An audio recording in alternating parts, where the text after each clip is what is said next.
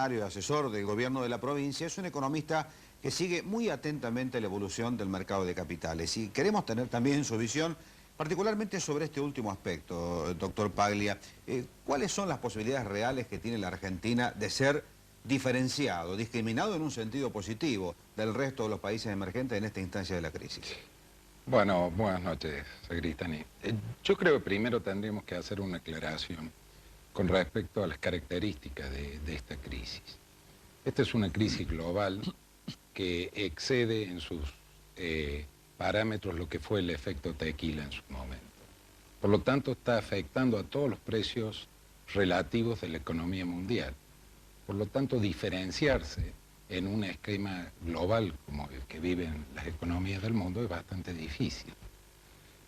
Sí coincidimos que Argentina tiene un sistema financiero mucho más sólido que el que presentaba 2 o 3 años atrás, pero tendríamos que bucear en cuáles son las consecuencias y el impacto en la economía real para poder, sí, mensurar la cuantía y el impacto de esta crisis. Roque Fernández dijo hoy que va a haber un ligero impacto sobre la tasa de interés. ¿Usted cómo lo ve? Yo creo, y ya lo estamos viviendo en estos días, que el impacto sobre la tasa de interés y por ende sobre los niveles de actividad va a ser importante de continuar la crisis.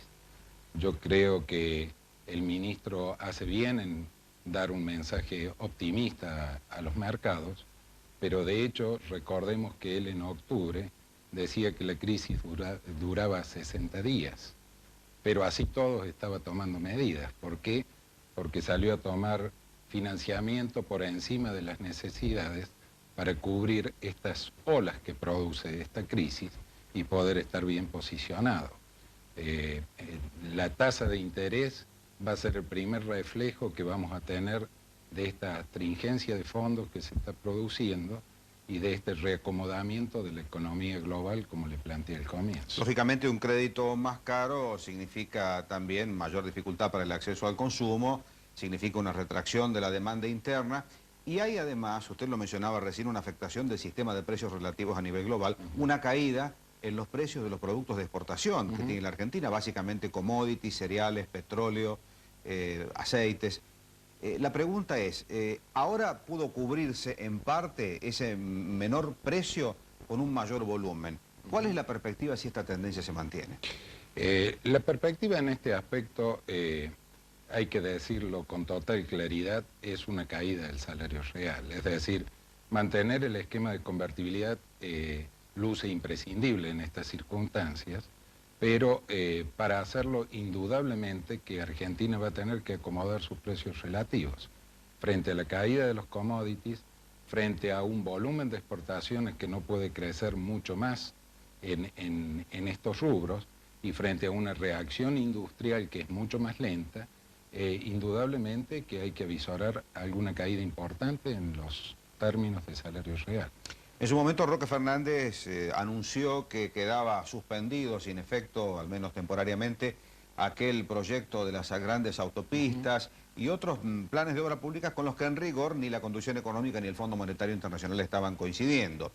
Pero bueno, se supone que este contexto financiero internacional más difícil va a imponer restricciones también al gasto público por la fuerza de los hechos. Hoy, después de un largo silencio, habló el ministro de Economía de la provincia, Ramón Darwich, y bueno, no tuvo empacho en decir que efectivamente había un proyecto del gobierno provincial para buscar financiamiento externo de largo plazo mediante la emisión de un bono para realizar obra pública, pero que en este contexto no es oportuno lanzar ningún bono. ¿Qué va a pasar? ¿Qué cree usted que puede pasar en Córdoba con los planes de obra pública a partir de esta situación? Bueno, los planes de obra pública van a tener que amoldarse a esta nueva circunstancia y habrá que tener el suficiente ingenio y creatividad para encontrar las fuentes de financiamiento que a lo mejor no son las que se han estado pensando hasta este momento, lo cual no implica que deba desecharse el financiamiento internacional. Sí salir hoy a colocar un bono, y lo decía el ministro en el reportaje que usted le hacía, no están cerrados los mercados para Argentina, pero sí el costo realmente torna muy riesgoso asumir ese tipo de endeudamiento. Habrá que tener todo preparado para que cuando los mercados lo permitan poder acceder al mismo y Mientras tanto, ir replanteando los planes de inversión que se puedan tener en lo que a obra pública se refiere. La última, doctor Paglia, usted decía, y en esto en realidad coincide la opinión de los economistas profesionales hoy en la Argentina, el sistema financiero está mucho más sólido que durante el tequila. Pero si la crisis financiera internacional se prolonga en el tiempo y se profundiza con su alcance global en el impacto, ¿va a haber problemas en el sistema financiero? Es decir, ¿todos los bancos van a vivir la misma situación o allí también se discriminará entre bancos que estén más sólidos y otros que no? No, indudablemente la discriminación siempre se da. Hay algunos elementos muy importantes que marcan la solidez del sistema financiero argentino. Hoy usted tiene que la liquidez en términos de depósitos está en el orden del 44%, lo cual es una cifra realmente muy importante. Y todavía también existe un diferencial de tasas en pesos y en dólares que es importante. No es el caso así de Brasil. Por ejemplo, usted fíjese que la fuerte caída que han tenido los bonos brasileros han hecho que la tasa de retorno en dólares se haya igualado a la tasa de retorno en reales. Y por otro lado, el gobierno de Brasil dice que no va a tocar su tasa de interés.